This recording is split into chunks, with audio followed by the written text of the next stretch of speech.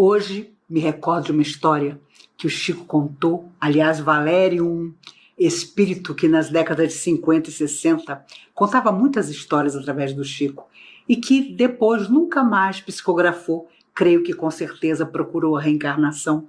Muitos dos espíritos que começaram na mediunidade com o Chico Xavier, quando o Chico começou, contaram histórias lindíssimas que ficaram registradas nas primeiras obras. Eram livros simples, com histórias curtas e que se perderam. Com certeza a Federação Espírita Brasileira ainda os tem e seria interessante demais que fossem relançados histórias inesquecíveis, simples, mas de grande beleza no seu aprendizado. Valério era um dos espíritos que sempre contava essas histórias. E ele conta a história de uma família que, impreterivelmente, uma vez por semana, fazia o evangelho no lar. A prece no lar. Coisa que Jesus fazia em casa de Pedro. Porque vocês se lembram, Pedro tinha uma sogra que era uma alma difícil, trazia desequilíbrios espirituais grandes, infernizava a vida de todo mundo em volta. E Jesus, sempre que podia, orava em casa de Pedro, quando estava ali junto aos discípulos e à família de Pedro e os vizinhos, enfim.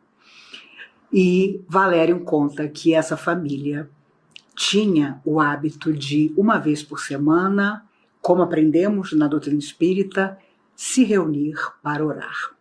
Ao longo de muitos anos, eu vi as pessoas desanimadas dizerem: "Ah, Maíse, na minha casa só eu sou espírita. Na hora do evangelho estou sempre sozinho. Ninguém da minha família quer sentar comigo para oração." E as pessoas, então, não faziam a oração. Aquela, uma vez por semana, em que se comprometiam com o mundo espiritual, porque ficavam desanimadas, obviamente, porque o resto da família não se importava com isso.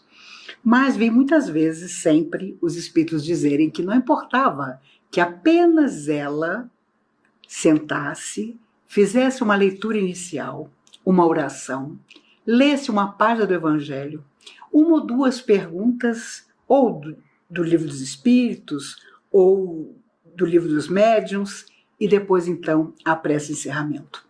Dedicando, muitas vezes, os espíritos ainda sugeriam isso. Não só a familiares e amigos distantes, aquele momento de oração, que podia durar 10 minutos, não tinha problema, mas também aos vizinhos. E eles comentavam histórias de pessoas que, solitárias, faziam prece uma vez por semana em suas casas, essa do Evangelho no lar, dirigidas mentalmente para aquele dia específico e que auxiliavam, sem saber, muitos conflitos dos apartamentos ou das casas que estavam em volta. Os espíritos faziam relatos de coisas assim. Mas é claro que a pessoa encarnada, ao se ver só, naquele ânimo da oração, da prece, se sentia desanimada. E Valério conta a história dessa família que, sem desanimar, se reunia toda. Moravam todos juntos. Naturalmente, uma casa antiga, de uma época recuada, em que todos moravam juntos. Os avós, os pais, as crianças da família. E uma vez por semana, tendo ali escolhido aquele dia e aquele horário, que era melhor para todos, estavam sempre reunidos. O avô, a cabeceira, como acontecia antigamente, nas famílias, o mais velho sempre sentava à cabeceira, também na oração, não só na refeição. Ao final, antes da prece de encerramento, de forma comovida, dizia: "Jesus, vem ter conosco. Vem à nossa casa, Jesus. Aqui estamos nós com os corações abertos para lhe receber. Vem ter conosco." E a neta, de 7 anos, ficava impressionada, porque o rosto do avô, tão cheio de fé, com os olhos cheios de lágrima, se comovia tanto que ela percebia que o avô realmente pedia que Jesus, naquele instante final da oração, ali estivesse. Certa noite, no meio do evangelho, e aí me lembro de uma outra coisa, as pessoas que fazem evangelho em casa até hoje comentam: "Olha, dia de evangelho acontece tudo. E se não tiro o telefone, quando não se tinha celular, né? Se eu não tiro o telefone do gancho, se eu não vedo a porta de alguma maneira, naquele momento da prece, tudo acontece. As pessoas aparecem. É grito, é o vizinho que bate, parece que é uma perturbação. Escutei muitos relatos assim. Mas naquela noite aconteceu algo que nunca tinha acontecido. Quando, antes da prece de encerramento, alguém realmente tocou a campainha da casa. E o dono da casa, o pai da garotinha, surpreso, pediu ao seu pai, que era o avô da família, para interromper por um instante, que ele ia ver quem era. Quando ele abriu a porta, era um senhor, trajado de forma muito simples. Na verdade, alguém que estava desesperado, porque tinha deixado à distância uma família faminta, a quem ele não tinha nada para dar de comer. E resolvera bater aquela porta. Ele nunca tinha passado por aquela rua. E ao olhar atentamente as portas enfileiradas, resolvera escolher aquela casa para bater. Ora, sabemos que não por acaso, não é? A família estava reunida em oração. E com certeza do lado de fora, aquele homem tão humilde se sentiu envolvido pelo desejo de justamente ali bater. O dono da casa pediu a ele que entrasse. O instalou no sofá. O homem tremia, faminto que estava. A dona da casa ergueu-se também. Foi providenciar um café. O final do evangelho estava interrompido. Ela colocou um pedaço de bolo junto à xícara de café e veio trazer almoço. Enquanto isso, a filha mais velha procurava nos armários da despensa já mantimentos que pudessem fazer diferença para aquele homem que buscava ajuda. E o dono da casa começou a perguntar: o senhor é moço? Está desempregado? Há 2 anos, meu amigo. Tento de todas as formas, não consigo encontrar trabalho em parte alguma.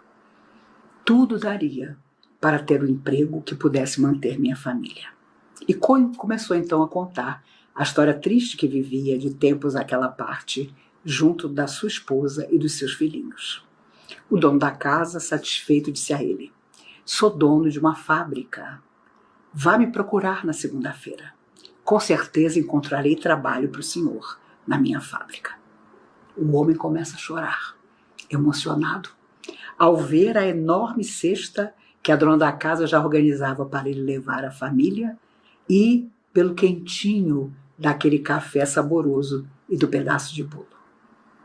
Todos se abraçam, ele promete estar na segunda-feira na fábrica, pega o endereço, agradece humildemente a todos e vai embora. Voltam todos para a mesa, porque a prece de encerramento não tinha sido feita.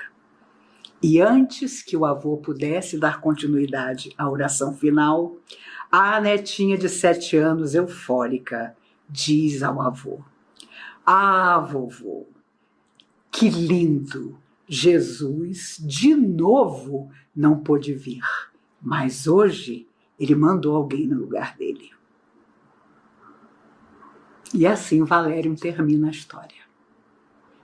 Eu gostava de contar essa história a todo mundo que reclamava que a porta batia, o telefone tocava, justamente na hora do evangelho. Porque é preciso saber qual é o assunto que traz a pessoa ali justamente na hora em que estamos orando. O acaso não existe. E no fundo, cada oração é um convite invisível que fazemos a toda a vida em torno de nós. E por isso, hoje, gostaria de, por alguns minutos, pensar com vocês sobre que convites nós estamos aceitando nessa nossa atual vida. Porque os convites das vidas passadas, com certeza, não foram lá muito positivos. Senão, nós não precisaríamos estar aqui repetindo antigas lições. Todos nós, atualmente na Terra, e somos mais de 7 bilhões no mundo, novamente convidados a um corpo de carne e ainda com grandes dificuldades de real entendimento e aprendizado, sabemos que os convites proliferam. Diariamente a vida nos convida a alguma coisa. Há quem nos convide ao desânimo, à desistência, à loucura, à maldade, ao egoísmo. Há quem nos convide a tudo aquilo de negativo que nós, se percebermos, ainda temos no fundo do nosso coração. E às vezes consideramos até banais os convites positivos que as pessoas nos fazem. E nos irritamos quando a pessoa, por exemplo, nos convida a uma tarefa de bem. Nossa, eu estou fazendo um trabalho com uma ONG. Nós já ficamos irritados. Ah, será que fulano pensa que eu preciso fazer o bem? Que eu estou desequilibrado? Já conheci muita gente assim, que se sentia até ofendida quando você propunha trabalho. Mas também sei que, principalmente nos dias que correm, em que o mundo inteiro luta para retomar uma vida normal que nós não sabemos como e quando acontecerá, o convite maior que permanece para o nosso equilíbrio é de algo fazer de bom por nós mesmos e pelo outro. Imaginem os convites que nos fizeram os mentores espirituais quando nos propuseram a possibilidade de mais uma vez voltar à Terra no processo reencarnatório. Para muitos de nós já existe essa possibilidade de termos, entre a última vida e essa, organizado de forma metódica determinadas realizações que pretendíamos. Reencontros, organização do grupo familiar, um trabalho que nos possibilitasse ajudar a muita gente e, principalmente, os reencontros afetivos, que muitas vezes ocorrem, por exemplo, dentro da casa espírita, onde chegamos um dia e onde o nosso coração prefere estar. Embora ela seja apenas usina de forças, onde deveremos nos precaver e depois sair espalhando outros convites a outras pessoas. Todas as pessoas que cruzaram com Jesus foram convidadas por ele, de uma forma ou de outra, a mudar as suas vidas. Mas existiram aquelas que aceitaram e mudaram mesmo as suas vidas, e aquelas que aceitaram, mas não conseguiram fazê-lo. Aquelas que se deslumbraram com suas palavras e nada fizeram. Os espíritos sempre gostam de lembrar que no Sermão da Montanha, aquela poesia extraordinária do Cristo naquele dia, quando a multidão o envolvia, completamente magnetizada pelos caminhos que ele nos apontava, estavam muitos de nós, os espíritas de hoje, momentaneamente fascinados pelos convites ali feitos. Mas depois que aquilo passou, depois que veio a crucificação, e lá estava Jesus entre dois ladrões, com certeza nós nos afastamos daquele convite que, na verdade, era eterno. E foi preciso muita luta, muita decepção, muito sofrimento para estarmos ainda hoje em busca dele. Quando ele passa pelo jovem que cobrava impostos e empilhava moedas, simplesmente olha para aquele rapaz e diz: levanta, vem comigo. E o rapaz, de forma irresistível, simplesmente se levanta, deixa cair no chão empoeirado todas as moedas da mesa, que eram os impostos que ele já havia cobrado, e sai atrás de Jesus para tornar-se Mateus, um dos 12 apóstolos. Quando Pedro viu Jesus andando na praia na sua direção, contam os amigos espirituais que ele imediatamente, ao ver Jesus pela primeira vez, sabia que conhecia aquele homem de algum lugar e que ele lhe faria um convite que inicialmente ia irritá-lo profundamente, porque era totalmente transformador. E foi exatamente isso que aconteceu. Durante algum tempo, Pedro, quando se deitava para dormir, ainda conversava com alguns discípulos, dizendo: quando voltarmos para casa? E um dia, não me lembro se foi Filipe ou Tiago, que disse a ele: você crê mesmo que nós vamos voltar para casa? Você acha que depois desse convite do Cristo, depois de andar com Ele esse tempo todo, nós vamos voltar para casa e a nossa vida vai voltar a ser o que era? Nós vamos voltar simplesmente a pescar?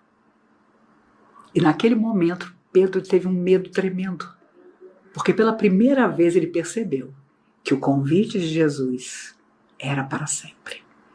E as consequências do convite naquele dia, nem ele mesmo podia prever. No mundo espiritual, os amigos, os mentores, com certeza nos disseram que, até porque somos o passado em forma de presente, nos convidariam a muitas coisas. Vivemos num mundo em que a matéria tem um domínio enorme sobre o espírito que se deixa levar pela matéria. Há pessoas que se consideram profundamente infelizes porque não têm tudo de material que desejariam. E Emmanuel dizia para um Chico surpreso que existia muita gente no mundo que vivia profundamente infeliz por não conseguir fazer toda a maldade que gostaria de realizar. O Chico ficava horrorizado, mas Emmanuel dizia isso. Às vezes as pessoas chegavam na fila para conversar com o Chico e com a cara mais tranquila do mundo contavam os planos que tinham para convidar pessoas a serem suas cúmplices nas coisas mais difíceis e perversas que planejavam fazer. E havia casos tão sérios que o Chico ficava branco, paralisado na frente da pessoa. E eram pessoas estudadas, com poder financeiro, muitos ligados à política. Emmanuel olhava para o Chico e apenas dizia: o dia de amanhã vem perto. E é verdade. Você pode semear hoje o que quiser, na certeza de que o dia de amanhã chegará e a colheita será sua. E o coração do outro, magoado, sozinho por sua culpa, vai falar de você. E não vai adiantar contar uma outra história, dizer que você fez um convite diferente, ele é que não entendeu. Porque é só a boa lembrança que nós vamos deixar no coração dos outros é que nos acompanhará, como bênção, como luz, quando não estivermos mais aqui nesse corpo. Imaginem o que foi para aquele quase menino que era Chico Xavier o convite feito por Emmanuel, que ele via desde criança ao seu lado, mas que só se identificou na sua adolescência. E Emmanuel sabia muito bem que se falasse todos os detalhes do convite, Chico, quase menino, não teria coragem de aceitar. Então foi por etapas. Propôs a ele a psicografia de 30 livros. E quando os 30 estavam prontos, propôs mais 30. E quando eram 60, propôs que fossem 100. E depois dos 100, finalmente disse a ele: eu tenho uma notícia para o senhor. Sua vida não lhe pertence mais. E com certeza deve ter lhe falado longamente da preparação que sua mãe, tão humilde, Dona Maria João de Deus, teve no mundo espiritual para recebê-lo um dia, e da tarefa que cabia a ele levar até o último dia da sua existência. Os missionários existem porque aceitam convites, convites da luz. Poderiam recusar. Uma vez, Kardec perguntou aos espíritos se ele tivesse recusado a tarefa de codificar a doutrina, como é que os espíritos fariam? E os espíritos, com a maior tranquilidade, apontaram uma lista de 10 nomes que eles já tinham, caso o professor Rivaio tivesse tido outros interesses e recusado o convite. Um dos que estava na lista era Leon Denis, essa alma magnífica. Mas não foi preciso, porque Kardec não recusou a tarefa. Foram só 13 anos, deveriam ter sido mais, porque é claro que tanta coisa ficou por fazer. Ele foi alertado mais de uma vez pelo Espírito da Verdade, de que o seu coração fraquejava e era preciso ir mais devagar. Mas no afã de divulgar doutrina espírita, ele não queria saber de dificuldades e nem de ir devagar. Os espíritos, quando nos aconselham a saber das nossas forças, não estão nos convidando a não realizar nossa tarefa, mas estão nos dizendo que nossa tarefa pode ser ampliada. Quantas vezes teremos tido moratórias nas horas difíceis da nossa saúde física, por exemplo, e nem ficamos sabendo? É quando inesperadamente surge uma cura para algo que os médicos não acreditavam que conseguíssemos. E então é mais tempo que temos na Terra.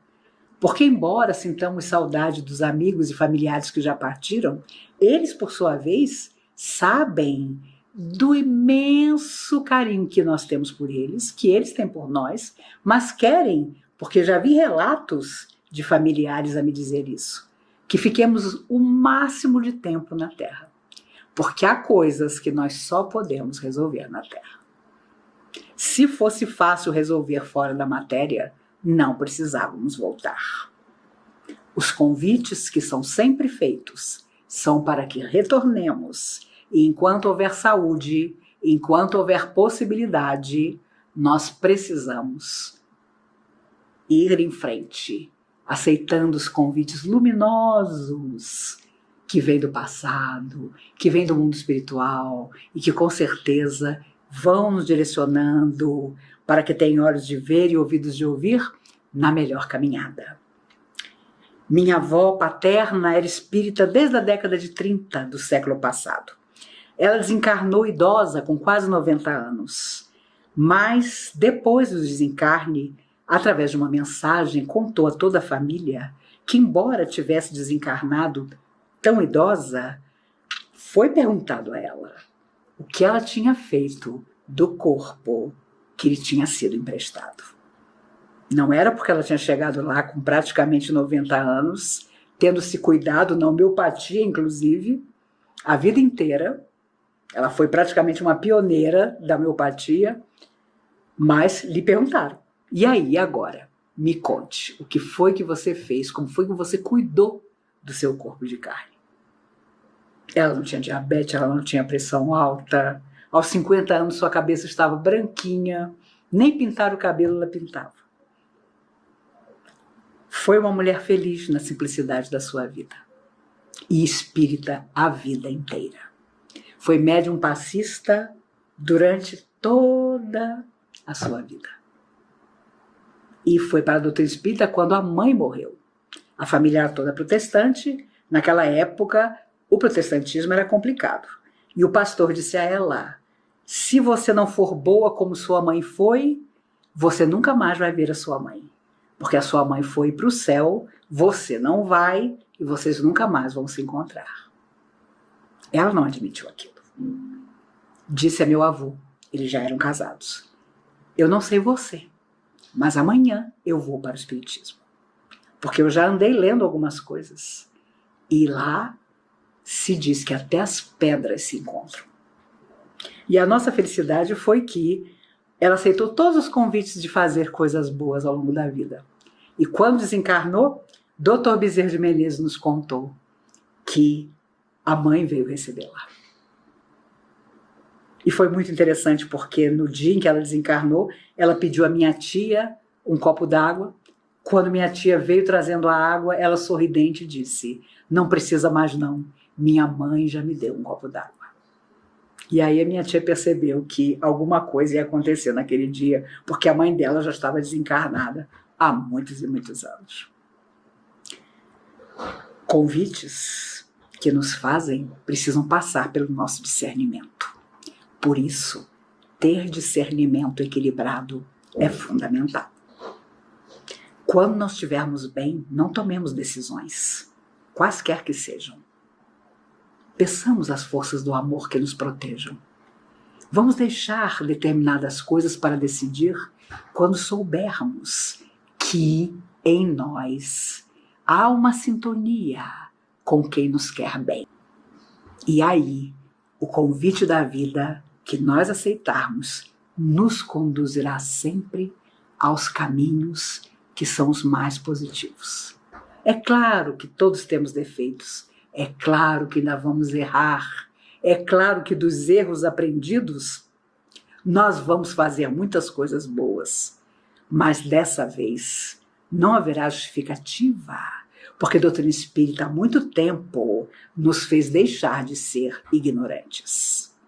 Hoje sabemos, e quem sabe tem mais do que fé, tem certeza de que a vida continua, de que sairemos da morte muitas vezes, da vida jamais sairemos, de que tudo aquilo que doamos à existência, a existência nos devolve. Não é melhor, enquanto estamos aqui, solucionar nossas questões, do que mais uma vez voltar um dia e todos retornaremos. Isso é inegável.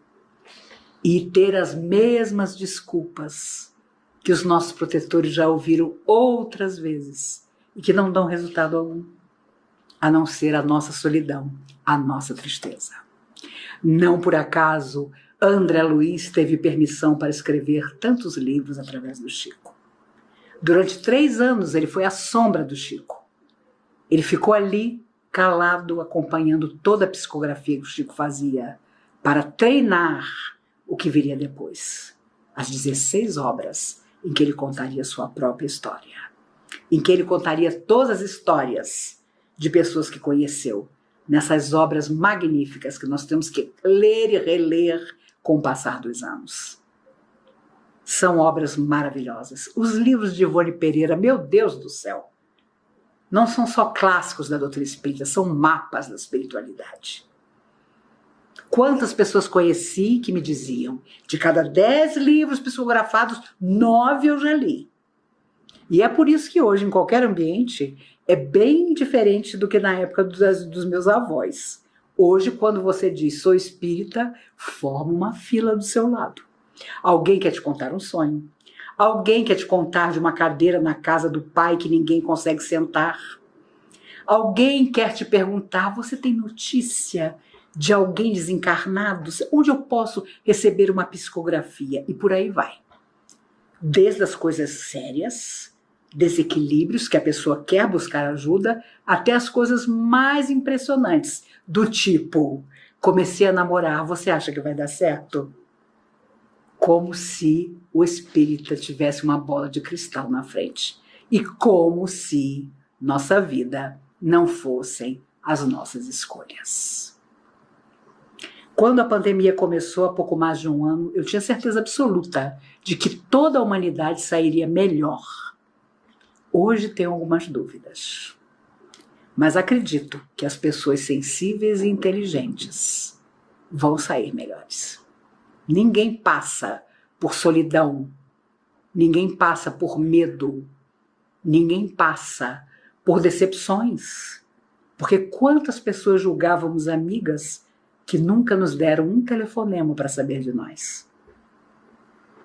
E quantas em quem nem prestávamos atenção, que se preocupam conosco sempre? Surpresas que as dificuldades de um vírus trouxe. Já tive pessoas amigas que passaram por isso e quando soube que elas estavam doentes, pensei, não vai desencarnar, porque faz bem demais, faz muito mais bem do que eu. Essas pessoas partiram. Até agora. Acho que talvez para nos consolar, fiquemos pensando que o lado de lá precisa de muita gente boa. Mas muita gente irresponsável está indo embora também.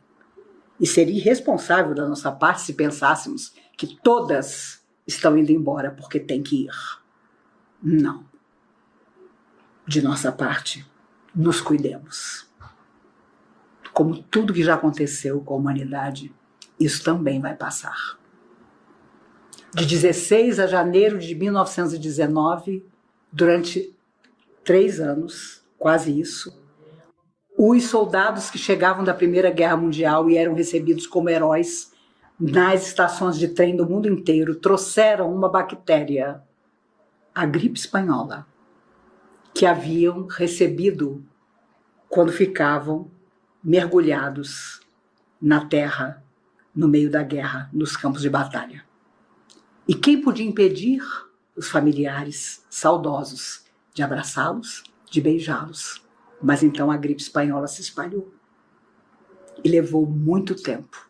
Morreram 50 milhões de pessoas. Porque, é claro, a ciência era outra, a medicina era muito outra. Porque as vacinas que hoje nos possibilitam a realidade positiva, naquela época não existiam. Seu Eurípides Barçanufo foi um dos que desencarnou pela gripe espanhola. Essa alma maravilhosa. Por isso, quando nos convidarem a mudar nossas vidas, pensemos que o primeiro convite sempre foi de Jesus. Amai-vos uns aos outros, como eu vos amei. Ele até hoje afirma inesquecível: eis que estou à porta e bato. Nas horas de dor, nas horas de alegria, nas horas que os nossos sonhos dão certo, nas horas em que tudo dá errado, ainda é Jesus a nos dizer: eis que estou à porta e bato. Se vamos abrir a porta do nosso coração, que seja para Ele. Que esse convite eterno não nos faça pensar o que Ele quer de nós, porque nós sabemos. É que nos transformemos para transformar o mundo em volta de nós. Eu tenho a mais absoluta certeza de que os convites que nos forem feitos, quando tudo isso passar, quando a vida for quase de novo igual, porque nunca mais será, as lembranças não vão deixar. Tenho certeza absoluta que nunca mais passaremos por uma família que revolve um contêiner de lixo procurando comida e nada faremos. Nós vamos fazer. Nós vamos chegar à casa espírita e, após o momento em que formos ajudados, vamos perguntar: e agora? Em que eu posso ajudar? E depois transformar a casa espírita em algo que vá dentro de nós para toda parte. E seremos nós os que vamos convidar. Convidar para uma vida que, quem sabe, a nossa geração, entre os que estão com 60 para cima, talvez não veja nessa vida, mas vamos deixar para aqueles que vierem depois de nós. Os cristãos, quando enfrentavam as feras na arena, sabiam muito bem que ali cessava o seu momento na terra, mas sabiam também que aqueles que viriam depois não deixariam morrer a chama que Jesus havia acendido para sempre nos seus corações. Não tenham dúvida, nós atualmente encarnados não éramos os cristãos lutando nas arenas, senão não precisaríamos estar aqui a essa altura. Mas que tenhamos fugido da tarefa, muitas vezes, dos convites de amor e bênção, provavelmente. Só que agora é tarde até para fugir desse convite que não vai passar nunca. É sempre Jesus que bate a porta ou alguém que Ele manda no lugar dele. Vamos ter olhos de ver, ouvidos de ouvir. Vamos identificar as pessoas que Jesus está mandando tão pertinho de nós. E nós achando que é simplesmente o acaso. Não é. Vamos desculpar, vamos entender. Se nunca mais encontrarmos alguém que magoamos ou que nos magoou, que o nosso pensamento de tranquilidade possa dizer a essa pessoa, onde quer que ela esteja, mesmo que nunca mais a vejamos, que de nós para ela nada há ainda a contender. Nós estamos serenados. Quando nos encontrarmos de novo, estaremos bem. E eu, por minha vez, tenho certeza absoluta que a próxima vez que estivermos juntos, tanto vocês como eu, estaremos ainda melhores. E que possamos aceitar todos os convites. Os convites que nunca deixam de chegar.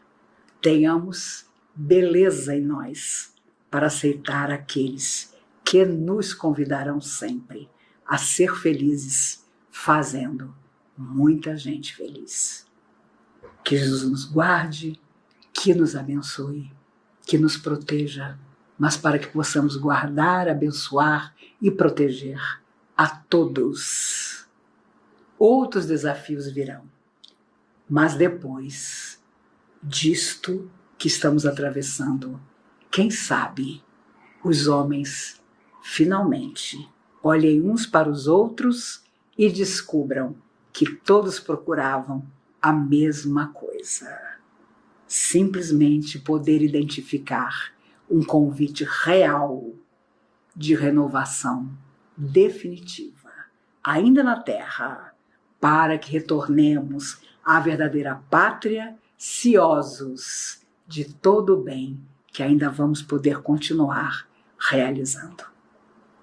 Ama e obterás a bênção do amor, dizia Emmanuel de forma simples e taxativa através de Chico Xavier. Façamos isso. Simplesmente amemos e tudo mais estará resolvido. Que Jesus nos guarde hoje e sempre.